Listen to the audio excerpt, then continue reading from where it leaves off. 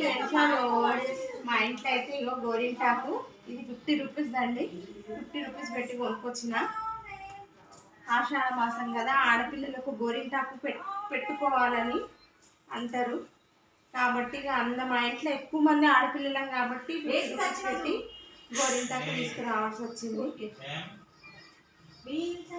మీరు కూడా ఆషాఢ మాసం గోరింటాకు పెట్టుకోవడం వల్ల గోర్లకున్న ఇన్ఫెక్షన్ ఇవన్నీ పోతాయంట. అందుకని మీరు కూడా ఆషాఢ మాసంలో గోరింటాకు అందరు పెట్టుకోండి, బాగుంటుంది.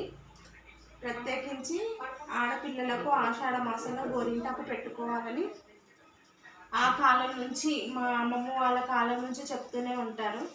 అందుకని మేము కూడా తెచ్చుకున్నాము.